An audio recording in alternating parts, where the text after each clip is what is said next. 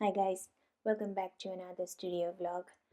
Today is going to be a little bit of different kind of studio vlog that I'm going to do.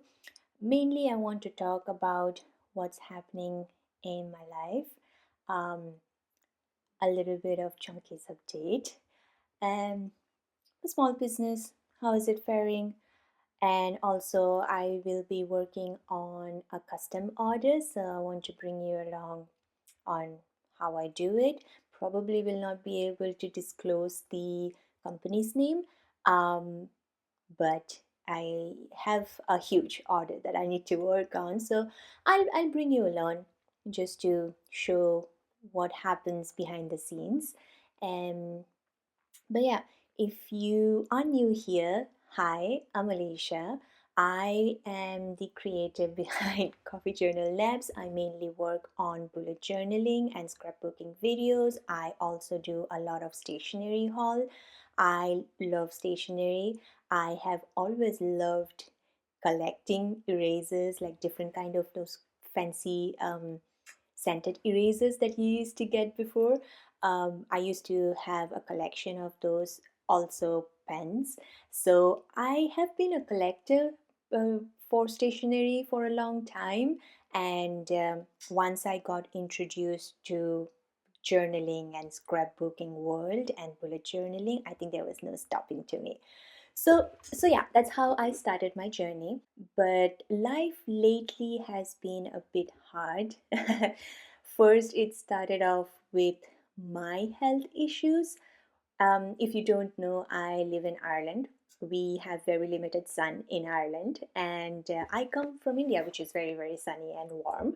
So when I moved here, I was fine for the past 2 years, and this is my 3.5 years being in Ireland. So the lack of sunlight has finally caught up on me. I am having some health issues from the beginning of this year, but I am under medication. I'm trying to take care of myself as best as my abilities. I'm trying to be outside whenever the weather permits so I can get as much of vitamin D as possible, also with the supplements that the doctor has prescribed. Next, coming to Chunky. Um, Chunky was our pet cat. I say was because we had to take a very hard decision the beginning of this week, which was on 17th of June. Um, he was having a lot of issues breathing, and we didn't know what was the problem. He was having a lot of spasms in his back, and we thought that maybe he fell, something happened. We have been taking him to the vet regularly for regular checkups, his medications and vaccinations. They could not catch what was wrong with him. And we were told on 17th that he is in the last form of some form of cancer, on the last stage, and his tumor has grown to that point that his left lungs was no longer there. It got squashed by the tumor, and his right lungs is barely able to breathe, like take in the air that he's required. And because he's not able to breathe properly, he's also panicking, and it's a circle. We didn't know, they didn't catch it, and we were. It's just hard. So we had to take the very hard decision to put him down, and I just hope that he is finally in peace and that we were able to give him a good life. A little life story about how we adopted Chunky. We always joke that he adopted us because he literally walked through the main door one day while I was out on my walk, on my mental health walk, and he just joined me, and he followed me inside the house, and he made himself comfortable. But we weren't at that position to adopt any cat at that moment, so we did not really keep him. He used to visit us on and off in our backyard, and we would feed him. And one time we had the crate from CDPA. This is like a cats and dogs adoption center that helps in trapping and neutering stray cats and then releasing them back into their environment so they don't produce a lot of litters. So we were actually trying to capture a mother and a kitten. So we were able to capture the kitten, but unfortunately the mother was too smart and we could not capture her. But Chunky came in the meantime. There was the food and the trap ready, and we were like, oh, do you want to maybe come in? And funnily, the trap was not actually set outside. We gave up on capturing the mother, so we brought the crate inside in the kitchen. And at that moment, Chunky walks in into the backyard, and I open the door, call him in. He walks in straight into the kitchen.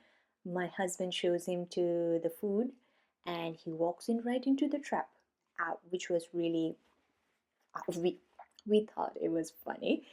We thought it was maybe he's not the smartest tool in the shed. He gets neutered, and then we decided that we will keep him if he wants to stay with us. So that was on, I believe, on 7th of April, and he has been with us since then until 17th of June.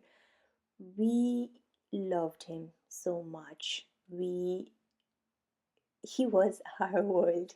Every time we go out, we would bring something for him. He was one of those cats that was so good. He never destroyed any furniture. He would never get on top of the kitchen counter or the dining table, which is very rare for cats. Like, I have had cats before, and none of them have been this good. So it was a very big shock to us when the news was given to us that he's in the last stages and he's not able to breathe. He was in oxygen. He was in the crate which was supplying oxygen to him because he was that bad, and it happened so fast, so fast. In my last video, I showed you guys that he was on my lap while I was making the reading journal, and I was requesting you guys to send your best wishes to him for his speedy recovery. If you did, thank you so much. He is in a better place right now. He is pain free. We are still processing his departure, our heavy loss. I think that was one of the hardest decisions we had to take in our life so far. And I hope that it doesn't happen again. So, I guess what I'm trying to say is if you have a pet, just give them a tight hug from our end because we really miss our Chunky, and he's everywhere. Um, it was very hard for us to pack up his stuff, put it in the attic, clean up his bed sheets and stuff. He always used to sit beside me or in the sofa behind me, like over there. He would be sleeping there while I'm working on my desk. So he was a constant support for me for the whole last year. So it is very hard, but we are processing. We hope he will forgive us. We hope we have given him a good life. We definitely miss him a lot. Anyway, that was quick life update. Not the very happiest, unfortunately, but we need to move on. We're trying our best to keep ourselves busy, and I think this custom order that came in was blessing in disguise. So I will be taking you along. Right now I am in the process of just clearing up my desk and just arranging the room a little bit. It's just so that I have some way to distract myself and get myself back into work, because this is for a company that I would be making the stickers, so I need to make it really, really good. So yeah. So this is what I mean when I say that I am just doing a little bit of cleaning. These are all the plants that I have, but I have all the things scattered around. Like, they're on the floor, they're on the sofa. This is the place that he used to sleep on a lot, and I think I have some of the clips. Yeah, it's sad. But yeah, I have these area where I usually do um, sticking off the sticker papers on the cutting mat and just prepping for the whole cutting process. I have my whole ensemble over here. These are more in the last shelf. It is more of like the market stuff. So it's in a box, so it's ready to go whenever I need them. Um, but yeah. Currently, I have actually used the beeswax on my desk and the drawers, so I need to let it dry for at least 20 minutes. Um, so once that is dried, I will be coming back and putting all this stuff back on top, and then I will be ready to start working on the stickers.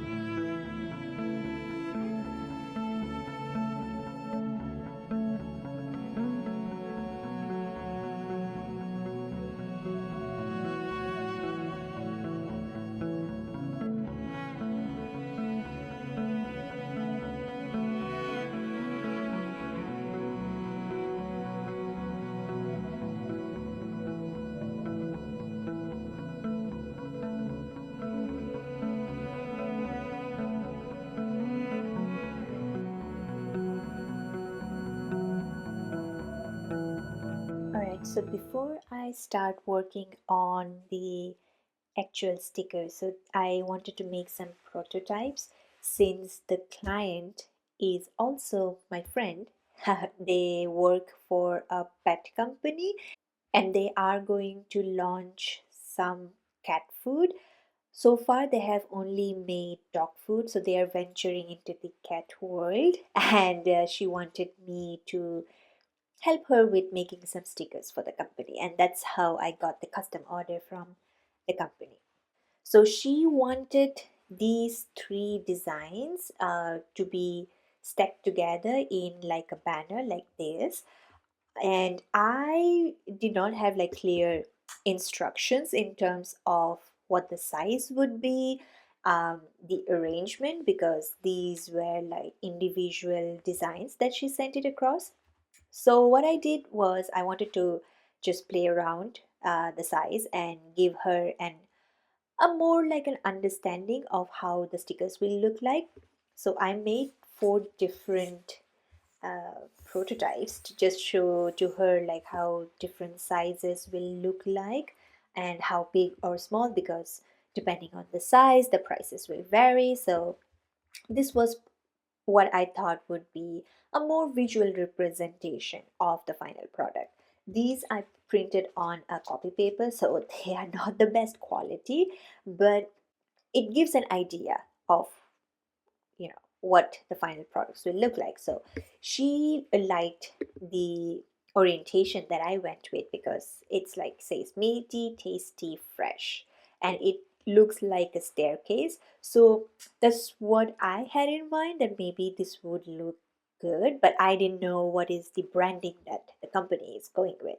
So finally she came back and she said that she likes this one, which is like 2.5 centimeter in height, and I believe this was like close to like 10 centimeters, 10 or 10.5 centimeters. So this looks good.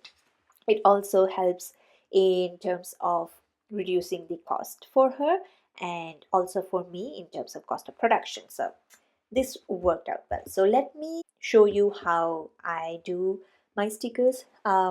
I have a full-fledged video about how I make die cut stickers, but this is just going to be a quick run through of how I make custom stickers for this particular order. There are a lot many other stickers that she has that I need to make, but I will be only showing you this one. Otherwise, we'll be here in this video for 10 hours, and I don't want to do that. This is the Cricut design space, and I have already uploaded the design along with the rest, but I wanted to go with the first one here to show you guys how to do it. So I have chosen the width as 10.5 centimeter and I've shared it with her so she likes it. So what I will do next is copy the design and make 9 more copies of it because she wanted 10 of these similar stickers to hand out to her team. Copying the design is very simple. You use Ctrl C, Ctrl V as you would be doing your normal copy paste.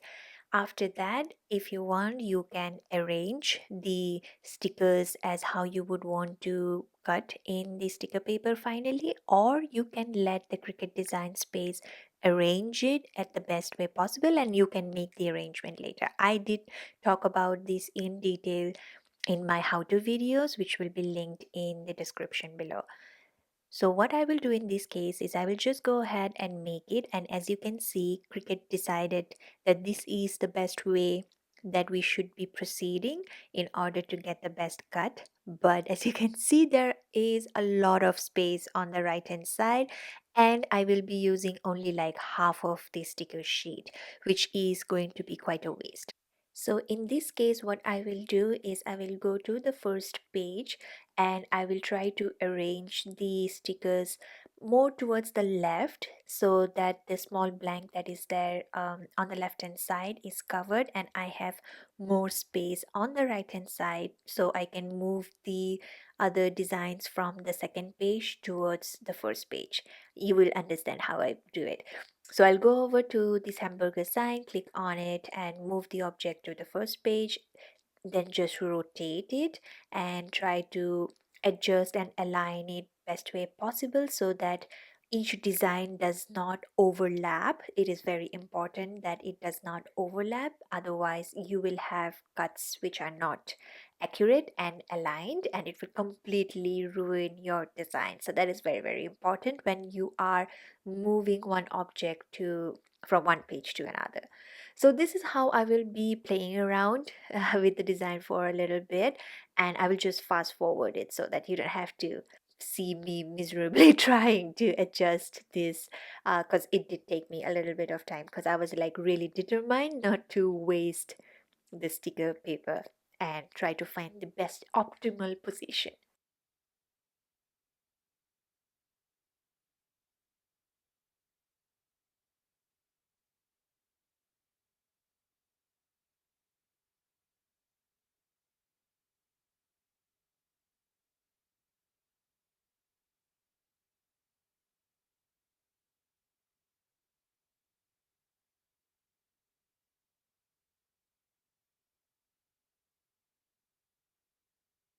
After playing around with the design for quite a bit of long time, I figured out that I can only fit nine in this particular sticker sheet. So I will go ahead and do it. The reason why I could fit nine and not 10 is because I'm not using an A4 size, I'm using a US letter size sticker paper.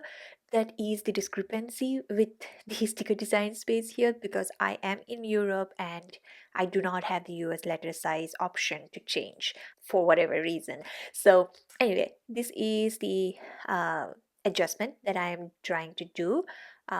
I like my stickers to have a little bit of vibrancy. I use an Epson Eco Tank and it just works for the sticker sheets that I use and the printer that I have. You may have different settings, you just need to play around a little bit.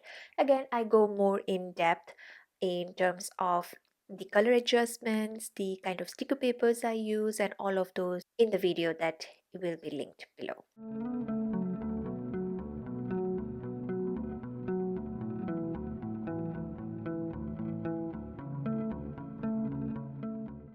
Once the sticker paper has been printed and laminated, because I want them waterproof, I will go ahead and select the base material that needs to cut. So it will be the heavy cardstock that I am using. I sometimes use the medium cardstock, but it can be very tricky at times. These are how the stickers have turned out. They are laminated and they have a nice shine to it. These are waterproof, so if they put it on water bottles or on their laptops, the colors are not going to discolor, and hopefully it will stand the test of time. Well, not hopefully, I know it will stand the test of time because I have used a good quality sticker paper as well as laminator, so this will stay good. This is however not the first one that I made. This is the second batch. The first one that I did, unfortunately, had some bubbles on it, so I guess my laminator was not hot enough. So these stickers are kind of like B grades that I won't be able to sell them, and since these are company stickers, they also won't be sold separately. So I'm thinking of just sending it across to them saying that, hey, these are like the B grades, if you want you can use them or throw them, because I anyways am not going to make money out of them. One other thing I also did was print out all of these stickers at one go, and I'm also going to laminate them. I'm actually waiting on the lamination pouches to come. It has been like 2-3 days since I have ordered it, and right now I'm just waiting to get this laminated and then I will be posting them. I am still well within time. My deadline is in 4 days, but I just want to get it done. Like, I should be receiving it by today, which is Tuesday, and I will be posting them tomorrow, hopefully, if everything goes well. But yeah, this is what I am up to. These are already done. I'm just waiting on these to be completed. There are a few sheets that I need to do, and then I'll be good to go.